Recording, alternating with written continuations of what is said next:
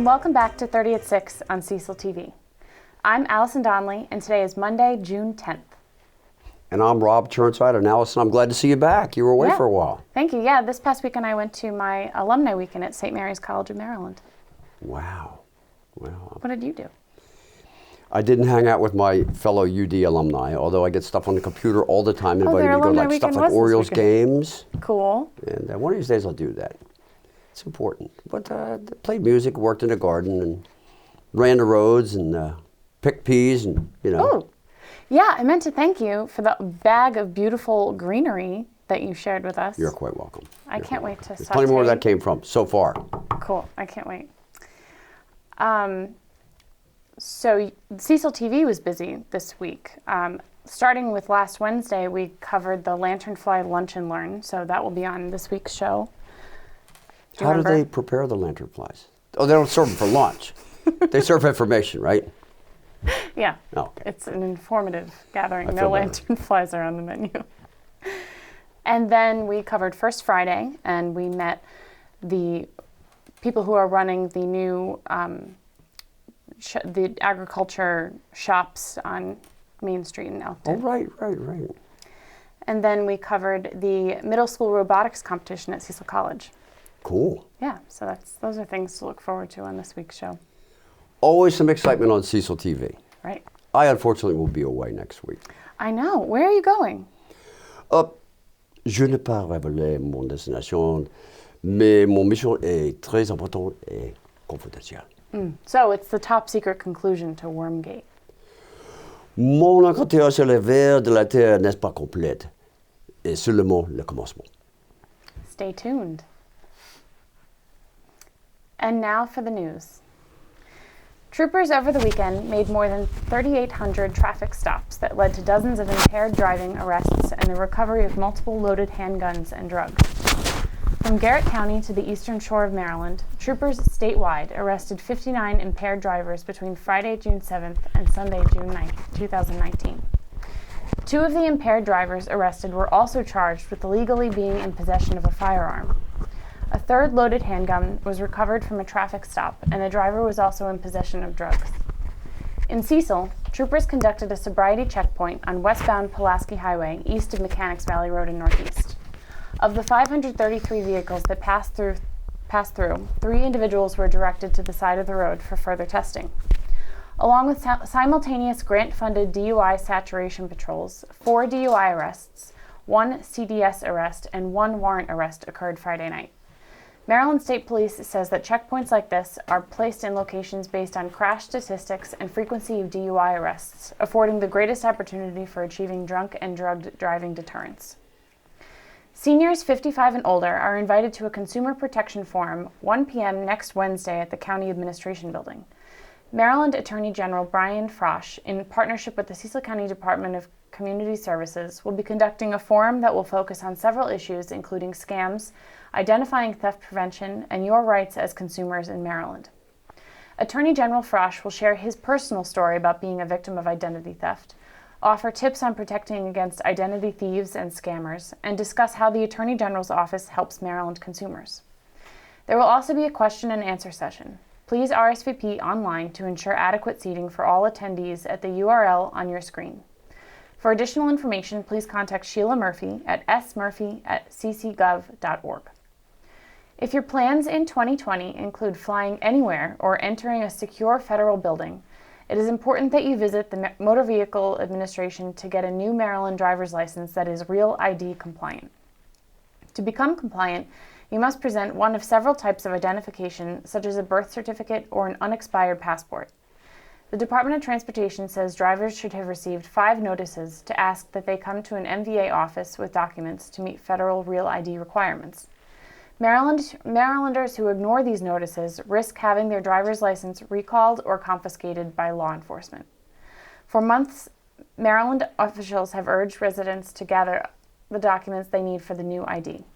The Department of Transportation says drivers should have received 5 notices asking that they come to an MVA office with documents to meet federal Real ID requirements. Information is available at license.mva.maryland.gov. And now for a word from our sponsors. I'm here with Doug Donley. He is producer of our show, 30 at 6, but he is also a longtime local media advocate, and now he is delving into community organizing. Welcome to the other side of the camera. I'm happy to be here. You're establishing a meetup group for community television, and this would be a community-based nonprofit partner for Cecil TV. Why are you forming this group? Because when we started Cecil TV and 30 at 6, I somehow imagined that it would attract people that had an interest in writing or producing or all of the various parts. But I don't know, maybe because we're a business or something, there's some divide between the media and other people that's really not happened. So my plan, or that I've put in motion with our meetup group and our first meeting this Saturday, is to specifically invite the public who have any interest in or belief in the need for local media to come, discuss, and just see where collaboration could occur or to learn, whatever. It seems like, well, I know that Cecil TV is sort of an answer to a lot of the challenges that local media and newspapers are facing around the country. What is this problem, and how is it reflected in other communities? Well, across the country and around the world, local media, newspapers, even radio stations, etc., have steadily been disappearing. Mm-hmm. They can't compete for the advertising dollars. They can't compete with Google. They can't compete with Facebook for ad to attract advertisers, and the public's attention has been drawn to these media, the internet, etc., cable television, satellite radio, mm-hmm. that are not local in any way. And that's just made it extremely tough. We look at the Cecil Whig. It was a 5-day-a-week paper, then a 3-day-a-week paper, now a 2-day-a-week paper. Mm-hmm. They used to be owned locally. Then they were owned by a company out of Easton. Now they're owned by a company out of Atlanta. I think that owns like 250 other newspapers. Mm-hmm. It's a very challenging landscape. And yet, where does democracy begin? It begins locally. It begins by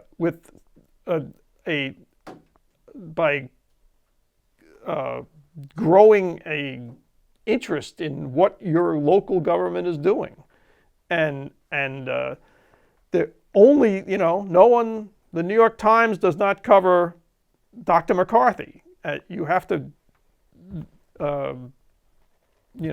only local media will do that. Now, in the Cecil County, we have one newspaper, and you have us. We lost the Rising Sun Herald, and we have the Cecil and we lost the Cecil Guardian as a print entity. So if people have an interest in preserving their democracy, etc. And to that end, you are forming this meetup group. And what kinds of people are you trying to attract? Well, it's I imagine that out there are people who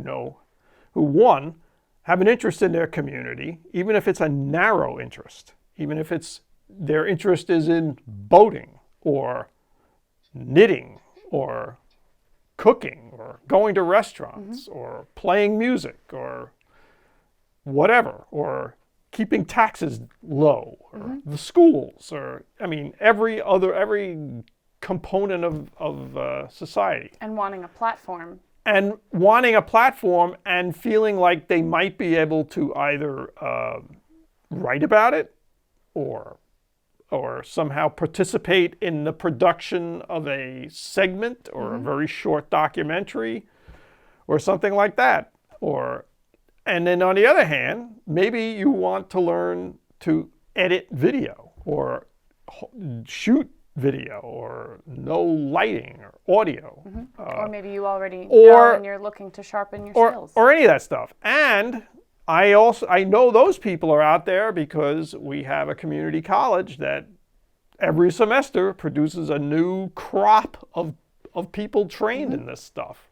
Where are those people? There's got to be some intersection between community interest and interest in your government and what goes on and those skills. This is where they meet. And so it seems to me that the meetup group is a great opportunity for someone who, if they have time every week to devote to this, or if they have time every month, that they could find the right balance of time commitment and getting to know how television production works. Right. We plan on the meetup meetings will continue, and if even their interest is just to come to those meetings and philosophize on what they imagine a local media should be, that they'd be welcome as well. Cool. So when does it start and where? Our first meeting is at the Rising Sun Library, 10 o'clock this Saturday. That's June 15th. And we're in the meeting room. There's only one meeting room at the Rising Sun Library, and that's where we will be. And if you'd like to learn more, we'll be sharing our information about this on our various social media pages, and you can look out for us on the Meetup website as well. So stay tuned. Thanks so much. You're very welcome. I'm very happy to be here. Hi, I'm Dr. Sam Charles. For 30 years, I have been practicing functional medicine and gentle chiropractic. You deserve to feel good and to have an active lifestyle, so why not call Elkton Chiropractic Neurology today? Good evening, and welcome back to 30 at 6 on Cecil TV. Tonight we have another installment of Dialog with Leadership with County Executive Alan McCarthy. Thanks so much for being here. Thank you very much for the invitation to come. How are you? I'm doing wonderful. Great. So last week, the council voted to turn the Firefighters Volunteer Length of Service Award Program, or VLOSAP, into a trust fund, but with amendments to limit the county executive's authority to change the trust agreement. Specifically, the amendments require council approval of any proposed changes. County Attorney Jason Allison believes that the amendment equates to legislative overreach and violates the charter's non-interference provision. While the council's position is that since the trust is established through legislation, it is well within its bounds to amend it. I think we should backtrack a little bit and ask you, what was the benefit of turning the VLOSAP program into a trust fund to begin with? The VLOSAP funding has been around for many, many years, probably well in excess of 20. It has certain specifications that basically, upon completion of certain numbers of years and time of service, they receive a pension. This pension had basically been in a pay-go situation, meaning that every year the administration determined how much money needed to be paid to the volunteer fire company, and I did not think that was an appropriate system. I wanted to turn it into a permanent pension system. That's why this legislation was passed. Okay. I brought that forward last year and it was passed. This year we're basically turning that thing into a trust fund so that it'll basically have the ability to generate money, and the monies will be invested in a pension according to the plans created by the fund trustees, given to a manager who then manages the money. Okay, all in the interest of making Yes. a more sustainable And then what we'll do is every year I'll appropriate a certain amount of dollars to put into this trust to be available in the future to pay their pension benefits. Okay. Why might the council want authority over this, or additional authority over it? I'm not absolutely certain why they do. Okay. I mean, they have authority. They're the ones who basically approve the funding for it. I mean, Mm-hmm. I can propose it, but they approve it. So they have lots of authority already. Okay. But they decided they wanted some more. So there we We'll go. see. We'll see what happens. And what reasons might there be to not want the council to be able to sign off on changes to the trust agreement? I personally feel that if it's in the hands of the administration, it can be dealt with more effectively. Better, I don't know, but more effectively, I do believe. Okay. And then they have plenty of safeguards in what we're doing is because everything that they really do has to be approved by them. Right. For example, if the trustees want to change something, it has to be 3/4 of the trustees would come to me and ask me to change. Now, if I chose to change it, I could. If I chose not to change it, I wouldn't have to. So that's essentially where we're at. Okay. So between now and this Friday, I believe you will have to I think decide. it's the 13th. I think we have 10 days. They presented legislation to me. I think it was maybe Wednesday or Thursday. So you I have 10 days. Right, you have 10 days to Yes. decide whether you're going to veto their vote, and if you don't, it will go into law That is correct. June 17th. On a more optimistic note, our FY20 budget was passed by a 4-1 vote with no changes. Contention around the VLOSAP issue aside, what do you think this says about your administration's relationship with this council? I think that I have an excellent relationship with the council. I get along with all the members. I mean, what my goals and what my desires and what my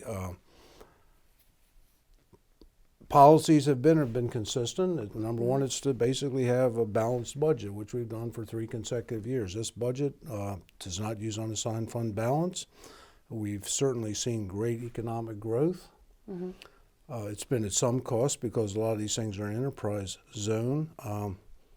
We basically have put in infrastructure, which I promised to do. We basically are doing everything to increase all the issues which are involved with quality of life, libraries, recreational facilities, so forth and so on. And I've done everything I can to support the fire companies, the emergency services, and the police department, including collective bargaining for the detention center officers. This year you proposed the creation of the Budget Stabilization Fund, which could be used as a one-time funding source for unusual needs, critical capital or operating needs. Can you give an example of a use for that fund? Well, let me just detail how the entire fund works. Sure. Previously, we had a rainy or unassigned fund balance, and that basically was 7% of the entire budget. What we did is we changed the legislation this year, so we now have a 10% emergency budget fund. Now, the emergency budget is to take care of, truly emergencies. The emergencies could be caused by Weather. a revenue shortfall, a significant revenue shortfall, basically a hurricane, a snowstorm, something of great magnitude. That emergency fund is now 10% of what the operating budget is. In this case, it's about $19 million because the entire operating budget is about $190 million. So we put that aside. In order to use that, I would have to propose to the council that we have an emergency and we need the money. Then the council would vote and basically either agree with me or not agree with me. And in case that they did, we could basically take money from the emergency fund to deal with an emergency. Right. The thing that's good about that is, let's say that you had a bad executive. The bad executive under the previous legislation could basically spend the money at his own discretion or her discretion, whatever the case should be. But this time it has to be approved by the council. So I think that's a good safeguard for the citizens of Cecil County as well as the government. The Budget Stabilization Fund is 1% of the operating budget, and that is a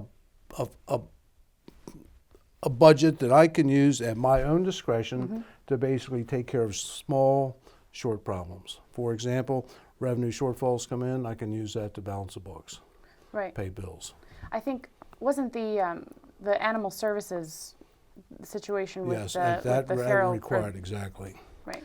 What happened there is we ended up with far more cats than what we anticipated having. It cost more money to take care of them. That facility was put in place because the people did not want to kill a shelter any longer. So we had to pay those bills, and we took it from the Emergency Stabilization Fund. And how do these two funds in tandem support your goal for the county living within its means? Well, what they do is they basically, certainly appreciated by the bond rating companies because we have $240-some million in bonds. Bonds are used to basically build new schools, new libraries, roads, bridges, things of that nature. So when the bond rating agencies see that we have substantial reserves, they give us a better bond rating, which means we pay less on interest to borrow the money to build these different things we need to build. That's the major reason. Cool. Is there anything else, any other updates you'd like to give? No. Just we can just talk about the budget. I mean, the lion's share of the budget goes to the Board of Education. Our three primary things would be the Board of Education, Cecil College, and the library. Those are basically component parts of our government. Those three take up 54% of the budget. Over 30% is taken up by emergency services and the police department. And what's in the counties, what's in my domain is a very small amount of money. We have a Department of Public Works, which basically takes up more than half of the administration's budget. But we are doing very, very well, in my opinion. We've brought in more money. Now people say, well, we had a lot of excess, but keep in mind, we've had to take this money to replace the unassigned fund balance, which had been depleted in the previous 4 years. These budgets that I've passed recently that are balanced are the first balanced budgets that Cecil County has seen in over 2 decades. Right. Yeah, it's great news. So we're very solvent. If you look at our tax rates, there was no tax increases this year. Baltimore County had to increase their taxes. Hartford County did the same thing. And Arundel County and Howard County, I suspect, will do the same thing too. We basically have made a turn, and we're doing very, very well, in my opinion. And I intend to keep it that way. And it seems like the public, from the turnout at the various park grand openings and the library groundbreaking, it seems like the public is very excited about some of these new budget. Yeah, I would have to say so. This past weekend, I mean, the Calvert Regional Park looked like an anthill. It was on the butt cars and people all over it. The Brandwood opening, I've never seen more people attend an opening prior to the library in my entire life in Cecil County. These are creature comforts. These are quality of life issues, which I think people truly enjoy and appreciate. And one of the things about this is once we build this infrastructure, all of the money that's being put in these places is a capital expense for development. But once it's done, it's essentially done. All we have to do is maintain it. So those things will be relatively done relatively soon, and we can take those revenues that we've been putting towards these projects and invest them in other things.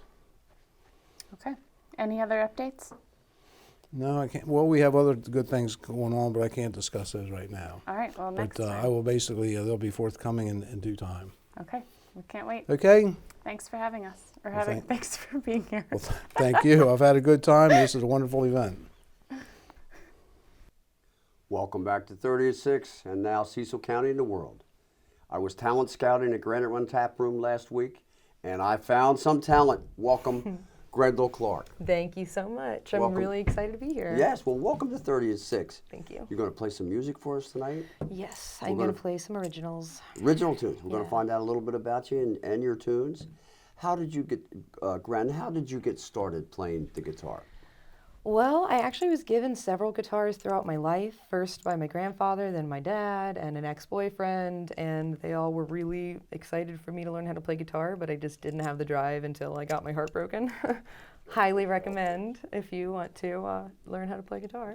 So your first song, was it a heartbreak song? It was, yes. I locked myself in my room for like a year and learned guitar and Italian. So I did, I put my heartbreak to good use, and so now I have started playing open mics and everything. For a while it was hard to get out there, but I'm out there, so. And I enjoyed your singing and the way you strum. Thank you. That's pretty cool. So you've written more than a couple tunes, quite a few, right? Yes, I only have, I think, 4 or 5 online right now. So I'm very irresponsible with getting them on there, but I really should be better about it. Well, when you say online, do you mean like on YouTube or? Yes, I'm Grendel Clark on YouTube, and that's pretty much it. Sometimes I share things to my Facebook, but usually just YouTube. So how would a person contact you on Facebook? Well, if you want to find me on Facebook, you can look up Gren, and I think my profile will come up, but it's easier to just email me at grendelgets@gmail.com. What was the second part? Grendel Gets, as in, I'm getting your emails. Grendel Gets. Grendel gets your emails. Yep. Okay, well, good. We cleared that up. Yeah. So, you go to open mics, you go to Granite Run. Have you ever been to the one at Yes. Cecil College? No. Should That's I a good go? one. We What filmed night that. is it? That is on, I think, they're having maybe one more.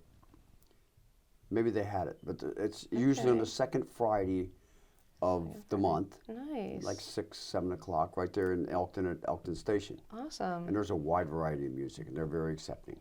That's another Cool. good one. I love Gracie's as well. I know they travel around now. Yeah, I try to find those when I can. Yeah, that's a great open mic too. They have a good crowd. community. So, you play guitar and you sing. Any other instruments that you play? Well, my beautiful mother put me in piano lessons when I was a kid, which I did not appreciate at the time, but I'm glad she did now.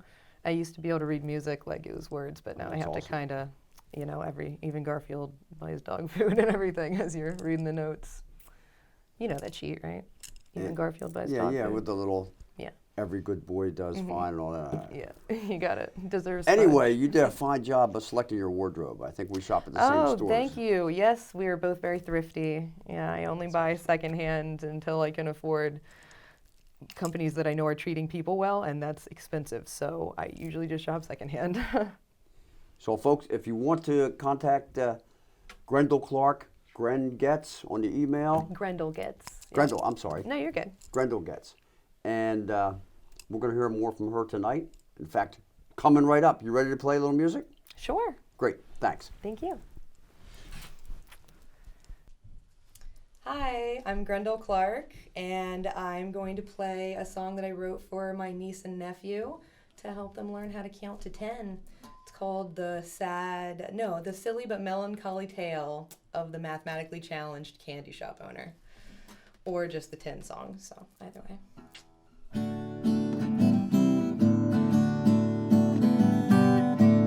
One kid run to the candy store. They see a friend and invite one more. Two kids run into the candy store. They see a friend and invite one more. Three kids run to the candy store. They see a friend and invite one more. We got 4 kids run to the candy store. Can you believe it, JoJo? Now there's 4. And you know what happened to those 4 next, Virginia? I'm gonna tell you. Well, those 4 friends went on their way. It was such a beautiful day. Saw their friend riding his bike by the street, and they thought, I know what he'd like to eat. Invited him, and he said, dig on this. I'd love to go, but let me invite my sis, which was so nice of him. And he said yes, and she said yes, so that's 2 more. 2 more run to the candy store, and that's plus our original 4. Can you take 4 and add 2 more? How many run into the candy store? 4 plus 2, 4, 5, 6. 6 kids run into the candy store. They see a friend and invite one more. 7 kids run into the candy store. They see a friend and invite one more. 8 kids run into the candy store. They see a friend and invite one more. We got 9 kids run into the candy shop. And when they arrive, their feet can finally stop. So now we got 9 kids shopping with a big old grin. The door goes ding, 1 more comes in. The candy shop owner just scratched his chin, 'cause he never learned how to count to 10. But we did 1, 2, 3, 4, 5, 6, 7, 8, 9, 10.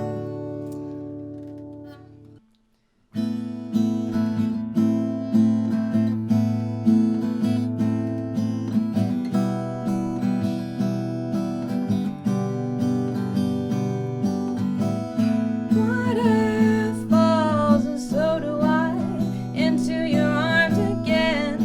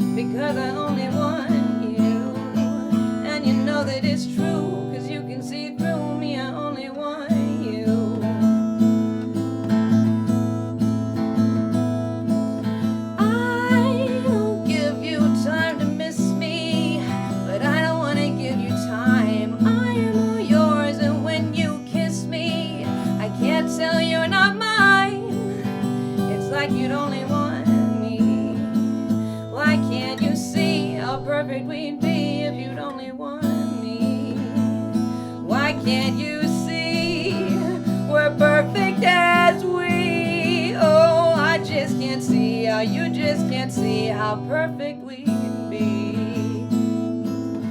Water falls and so do I into your arms again. Summer calls and here am I wasting my charms again because I only want you. And you know that it's true because you can see through me. I only want you. But when you're looking at her, are you thinking of me? Cause I just can't see how you just can't see how perfect we'd be. When you're looking at her, are you ever thinking of me? Cause I just can't see how you just can't see how perfect we'd be.